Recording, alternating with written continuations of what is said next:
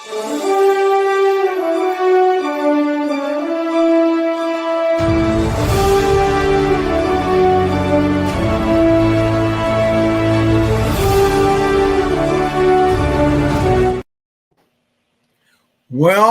hello everyone, and welcome to the Become an Author podcast. I'm your host, Jessie Bowen, and I am excited about our show today. I have a good friend on, Chris Natzky, and he's a coach, he's a author. We do pretty much the same thing, and we wanted to share with you what it is we do as martial artists, as grandmasters. What do we do and how do we do it as far as corporate training, speaking, writing a book? What are the things that we do that works? And we want to share it with you for you to think about, how can I advance my martial arts? How can I advance my career as a speaker or as an author? Hey, Chris, how you doing? I'm doing great, Jesse. Great to see you, my friend.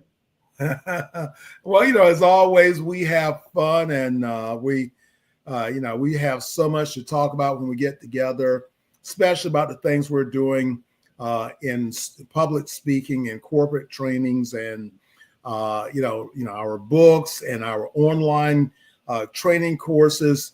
And in many cases, martial artists, they don't hear of people doing these things, or they don't know of anyone, Tony Robinson or Brian Tracy, but we've had a great career doing these things and be able to help people to use the martial arts principles. Now, I don't teach self-defense classes, but the principles of the martial arts is where I'm trying to get the martial arts community as instructors to see that these principles, they fit into everyday life, that, someone may not want to study the taekwondo or karate or kung fu or MMA, but they do want the benefits of that. But before I get into all of that, Chris, why don't you tell us a little bit about you and, the things you're doing? I know you're an instructor and good friend with Bill Wallace, and so we're sort of like cousins in the martial arts. We've had this great opportunity to train with legends in the martial arts, and because you train with legends, these things help you to boost your legacy. So give us some info about you, Chris. Sure, absolutely. Thanks. So I started my martial art training back in the early 70s, back in 1973. Started in Taekwondo at that time. And fast forward to 74 when I saw Bill Wallace for the first time win his world title on ABC's Wide World of Entertainment. I said, I want to kick like that man one day. And don't know if I've achieved that yet, but really he was someone for me that was always a hero, and really connected with him in the mid 80s. And now from a martial arts standpoint, I serve as the Vice President of Business Development and Black Belt Testing for Superfoot Systems. And so owned a professional martial arts school myself here in the Denver area for 17 years, sold that back in 2013 to focus more on my coaching and speaking business, but I'm still very involved in the Superfoot organization and still very involved in martial arts. We have 3 schools here in the Denver area that my students own. So I oversee those and do black belt testings for them. But, you said something at the very beginning that I so resonate with, is utilizing the lessons that we've learned in martial arts. And for me personally, I'll just speak for this, it becomes my metaphor. Right? It becomes my metaphor for transformation, and also a unique, it's my unique selling proposition, if you will. It's where we as martial arts master instructors, we have that instant credibility. And when we can say to people, it's not just about the kicking, the punching, the grappling, but it's in essence these lessons that we've learned, and we can help impart those upon others. Now we've got some real synergy with organizations, with corporate leaders, with associations, et cetera, that want that kind of empowerment training as well. I started, back in the early 70s in my martial arts training. And I had the great fortune of, bumping into Joe Lewis, and I trained with him. And he was training out of my instructor school out of Raleigh, North Carolina. And I learned so much from him. And then I went on to follow before I even started working with Grandmaster Wallace. I bought all of his videos, all of his tapes. I wanted to be like the champion. I wanted to be like Joe Lewis. I wanted to be like Chuck Norris, and I wanted to be like Bill, Superfoot Wallace. And Grandmaster Wallace has been one of my avid supporters in the publishing of my Who's Who books. We actually have him featured on the cover. Mm-hmm. And so you and I both have been in the midst of great company of these guys, but guess what? They were both authors. They were both teachers, and they teach around the world. And the power of public speaking is, you have to use that every day. If you're a martial arts instructor, your classroom success and your growth is not just about how many punches you can throw in a minute, but it's about your ability to be a great communicator. And this is the reason why taking classes for public speaking, being around situations that will help you to understand that what you say in your class is very powerful, because if you're not a great communicator, then your students, they won't stay motivated. So there's a lot of things here that we do in public speaking, and being able to transfer that over. And then we come back and we add becoming an author. So I know, Chris, you have a great program out there. So let's talk about your book, and then let's talk about the program. So everyone, our podcast today is introducing you to people that are making a difference and adding more value in their martial arts program. Because Chris, I had the same thing that happened to me. Was I wrote a book,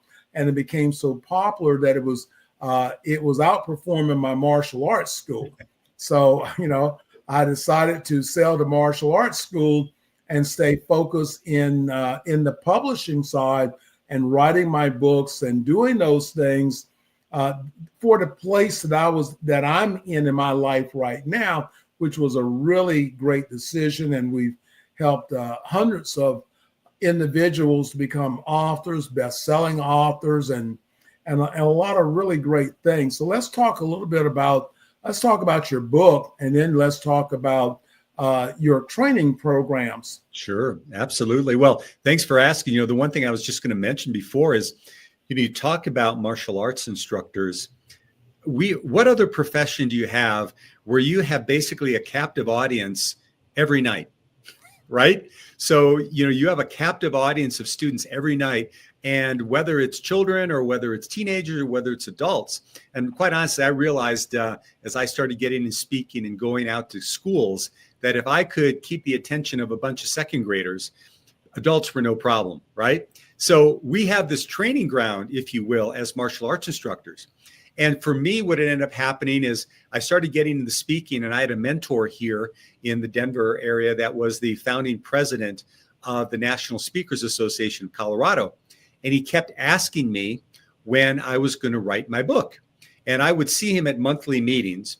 And he came up to me the first month, said, "Hey, how's your book coming?" And I said, "Oh, Joe, I'm working on it, And he walked away. And he came to me the next month, asked the same question. And I gave him another series of excuses, and he kind of scrunched his nose and he walked away. The third month in a row, he came up and he said, "How are you doing on your book?" And I gave him the same excuses I had given him the month before. And he looked at me dead in the eye and he said, "Writers speak and speakers write." And he turned around, he walked away. And I was like, whoa, I just got mic dropped by my mentor. And so it really inspired me to write my first book, Black Belt Leadership. But then my second book, which is where I've got programs around, is I started doing corporate board breaking experiences. And it originated here in the Denver area in a business boot camp that's done annually. And so I've been going back 8-10 years and do it every year. And so invariably I would see people who had done the board breaking experience with me the year before, and then they're back again to do it. And I'd say, hey, how's your breakthrough going? And that you wrote on your board. And 50% of the time they would say, oh my God, it was fantastic. In fact, I'm way ahead of the curve. I did this and this and this. And then the other 50%, people would go, oh, well, I'm kind of still working on it. So I figured I needed to have a tool for them to inspire them and guide them to achieve their breakthrough, which is why I wrote my second book, Breaking Through. And it was basically, how do you start with an intention of what you want to create and what are the steps of achieving breakthrough? Well, that of course then turned into an online program.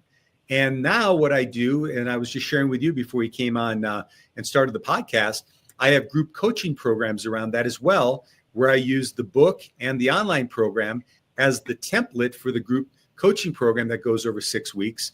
And that's basically my launching point of doing group coaching. So in essence, what happens is when you write a book, you don't just have, the physical manifestation of it. You have different ways that you can repurpose it, either through coaching or speaking or online programs, whatever you choose to do. And it gives you a multifaceted approach to getting your message out versus just speaking.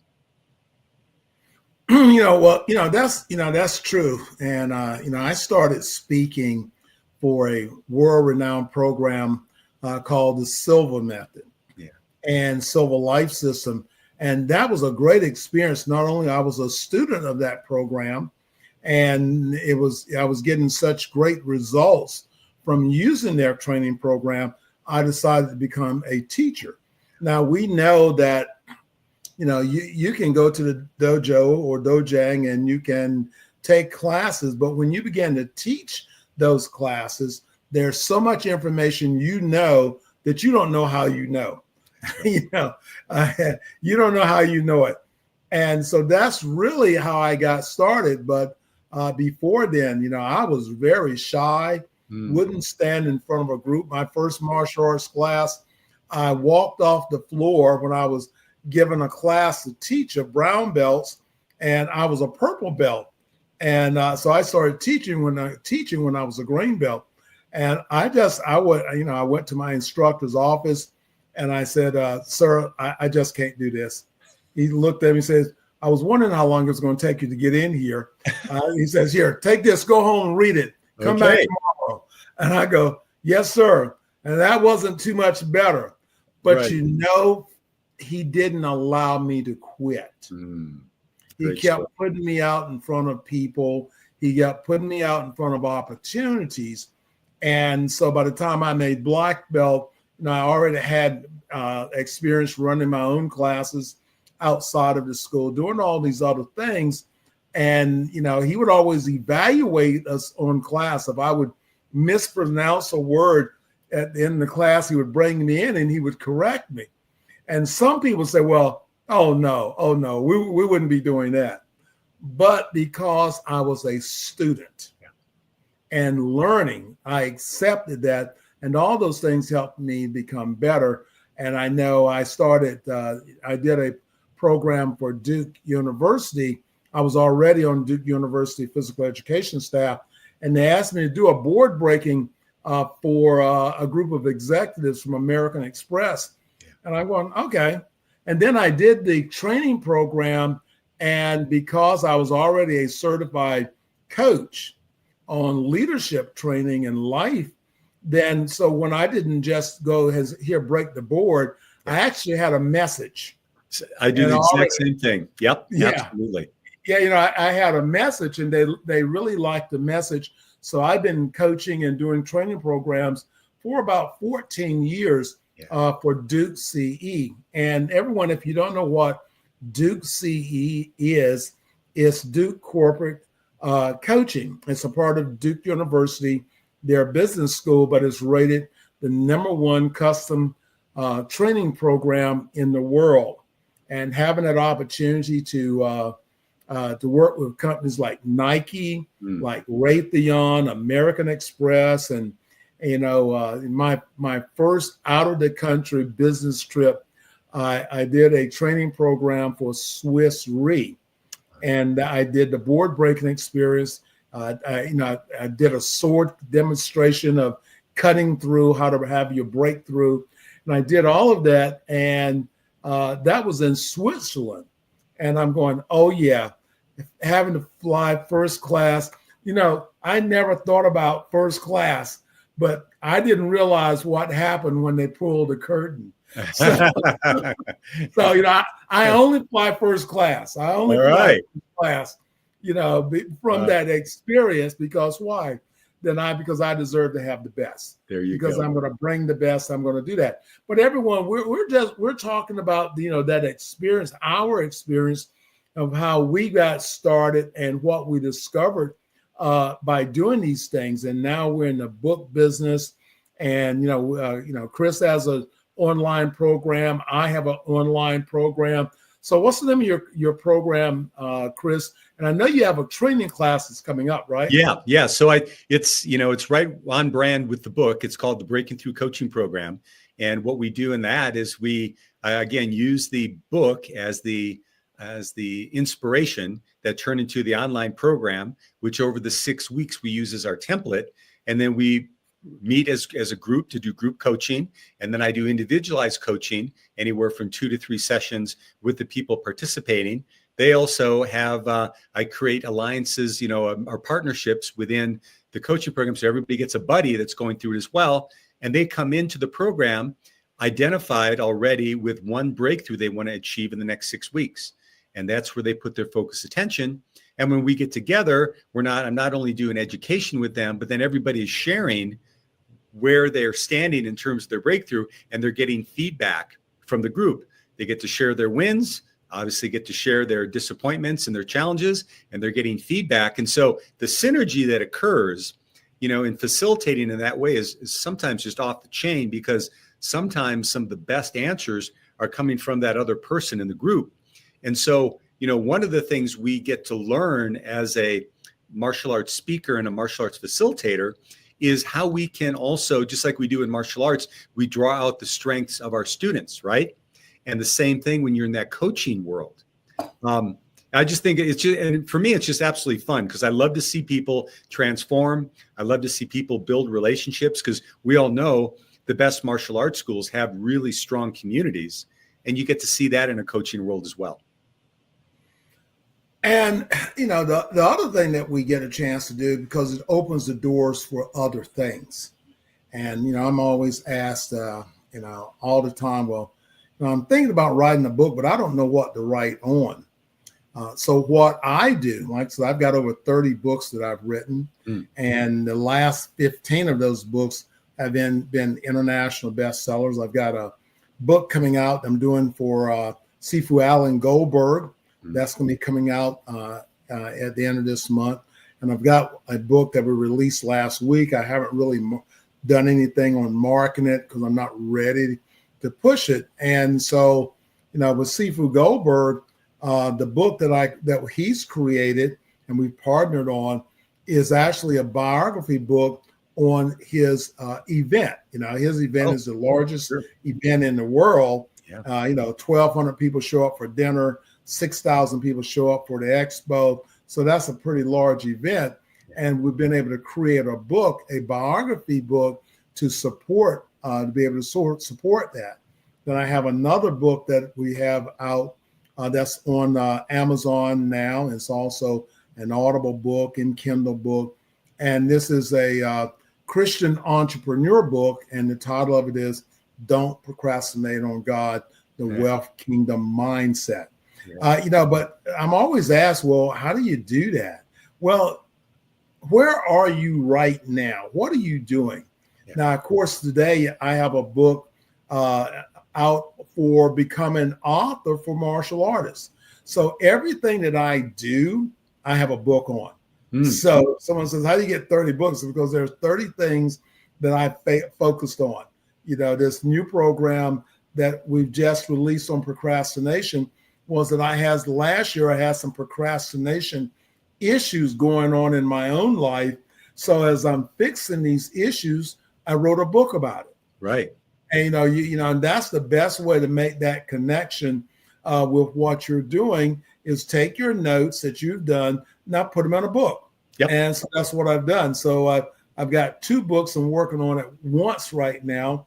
And one of them is titled Be Focused. So I've got control of my procrastination. Now, what's the next thing?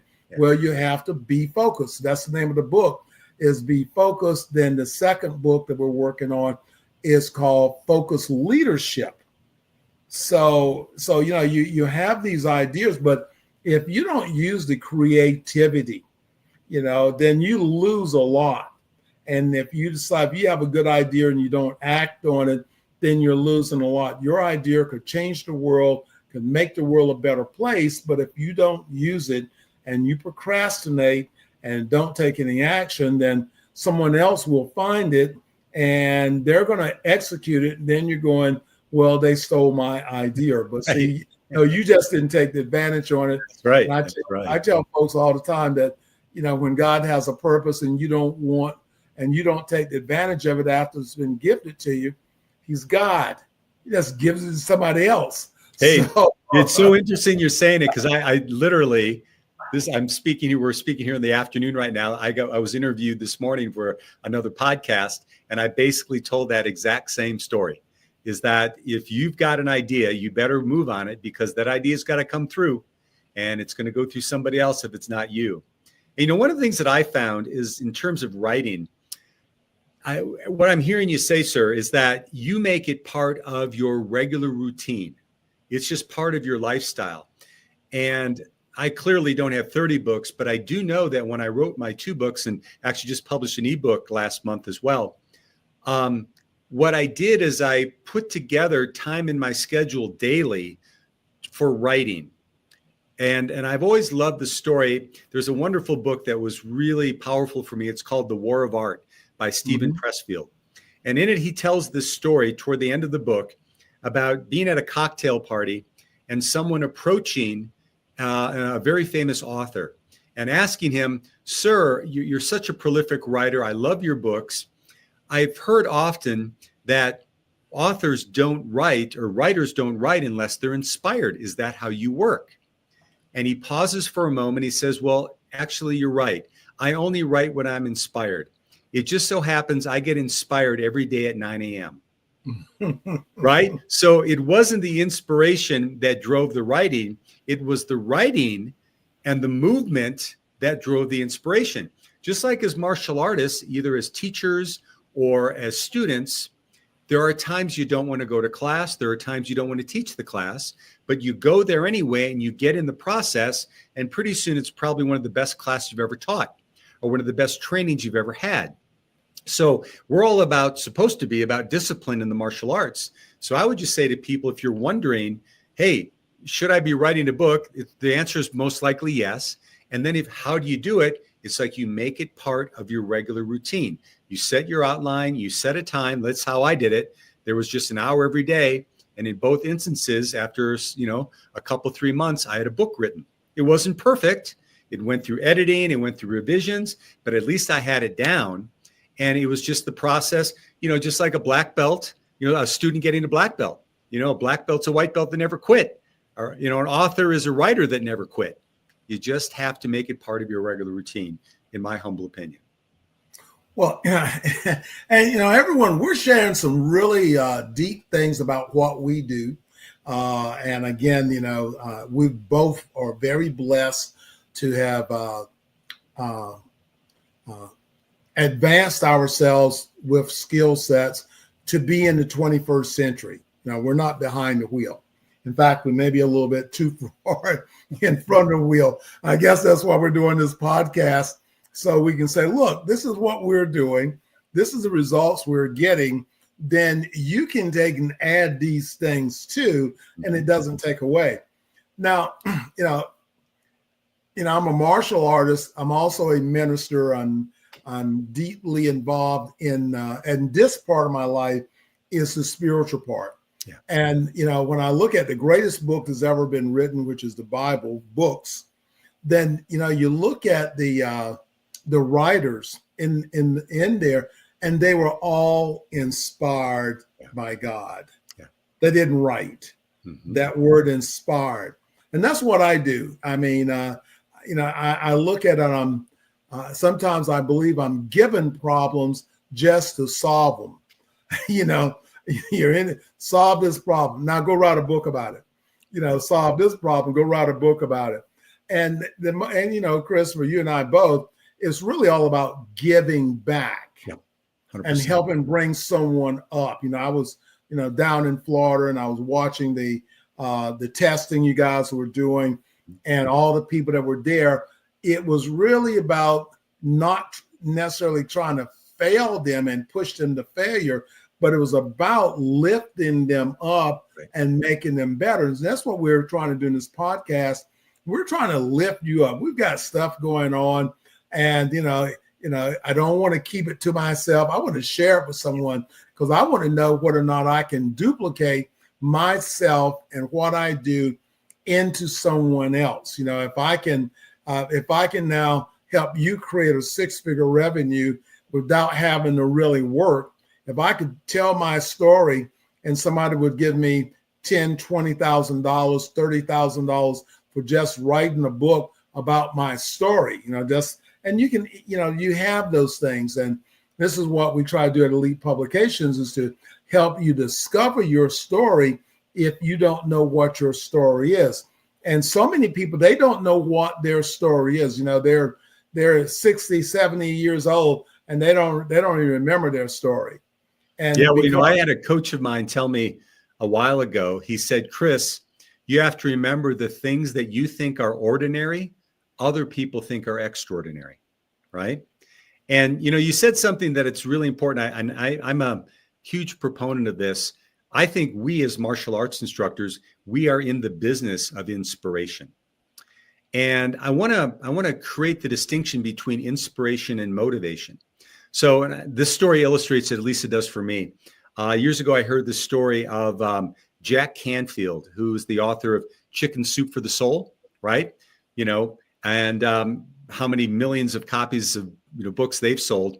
And he was on a network news show being interviewed on a split screen with Dr. Deepak Chopra, who's also a very profound, prolific author. And in the interview, the interviewer asked Chopra, he said, Dr. Chopra, does Jack Canfield motivate you? And without hesitating, Canfield says no. Chopra says no. And so Canfield's starting to sweat. He's like, oh my gosh, I'm getting thrown under the bus here by Deepak Chopra. And then in an instant, he says, he does not motivate me. He inspires me. You see, to motivate someone gets them to do something in a short period of time, but it doesn't last. But when you inspire, what it does is it lights a flame inside of them that lasts forever. And I was like, I want to be in the business of inspiration. And that's what we do as martial arts instructors, right? Is we're teaching people not only kicking and punching, but life skills, character development, a deeper sense of spirituality inside of themselves that hopefully stays with them beyond their training, whether they become, a 10th degree Grand Master one day, or they've trained for a little bit, but it stays with them. And that little spark of inspiration is what we're giving our students. And you can multiply that exponentially when you're writing books, when you're speaking, when you're developing online programs. Well, yeah, and that's exactly right. And everyone, if you're looking at, you want to take the easy button and learn the things that we do. Again, Chris has a course. I have a speaker course. It's called Speak with Confidence. And what you do, you take the course, and when you finish the course, you receive a certificate. And then, from there, I give you one of my coaching programs and everything you need to do, even give you a list of companies and individuals you can contact, and that you can get that opportunity to launch your coaching program. I mean, what's the value of your time? And, Chris, people, a lot of times that's what they need to be looking at when they're making decisions about what they're doing, is what is the value of your time? Yes. Now, if I can show up to speak for an hour and someone's willing to pay me $3,000 to $5,000 for an hour of my time, that's pretty valuable. but they're paying me for my knowledge Correct. and the outcome that they're receiving, from that. So what is your value? Is your value $5 an hour, $10 an hour, or, what is your value? Because there's not a cap on that. Right. But if you develop the tools, and the tools is in publishing, your tools are in speaking, that is that's a very powerful way to help you move forward. Nobody stands still. So you're either moving forward or you're moving backwards, but you're not on the 50-yard line. That's right. So the question to ask is what line are you on? What is your value of your time? And how do I improve the value of my time? I would tell everyone, if you want to improve the value of your time, write a book. Write a book, and then you learn. And then you want, writing a book is one thing, but then you have to be able to market it. And then that's why I say you really want to go and get someone to help you, so you don't have to keep reinventing the wheel of stuff that, you don't want to have the learning curve of doing. And this is the reason why Elite Publications, we reach out and try to be able to help our clients to be able to do that. Any last words from you, Chris? Well, I would just say that if anyone is out there and they're going, I really want to speak, or I really want to write, or maybe both, and you're sitting back, but you're just a little bit leery, you're a little bit scared, I want you to think about the business you're in as a martial arts instructor. See, what you're doing, I'm hoping, is you're inspiring their students to move through their fears and have their own personal breakthroughs, because nobody gets a black belt by themselves. And we all know all of the trials, tribulations, and challenges that happen along the way. Well, if you're truly wanting to teach and be the best you can be, you always have to be on that growth curve as well, right? We always want to be growing. I always say that being an entrepreneur is the greatest personal development course you'll ever take, because you have to look at your stuff. If you have challenges, fears, insecurities, you have to be able to face them. So if you're sitting there right now going, man, I'd love to do that, but I don't know where to start.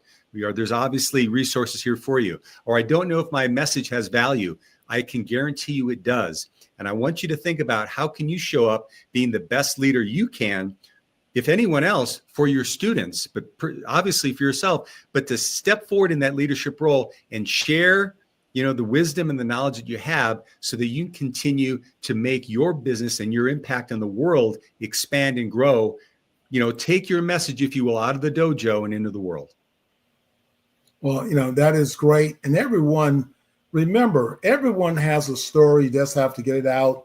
If you want support on publishing and writing, then contact Elite Publications. That's elitepublications.org. And we're more than happy to set up some free time to help you look at your potential of your book or your speaking opportunity. You can go to my website, CoachJessieBowen.com, and learn more about our online training programs. And Chris, how do we get to your course, which is actually absolutely simply go to my website, which is www.chrisnatzke.com. That's CHRIS, N as in Navy, AT, Z as in zebra, KE.com. My courses and my upcoming coaching program is there. Or if you just want to reach out to me and have a 30-minute discussion, there's ways you can just reach out to me and schedule some time. I'd love to spend some time and chat with you. All right. That is great. And again, as always, I appreciate you and all the support that you bring. We're gonna bring this large group of people together that realize that we have something really super valuable that they need. And again, we want to make sure that we help you get it and don't become as good as we are. We want you to become better. That's right. Everyone, be blessed. And hey, we'll talk to you on the next time.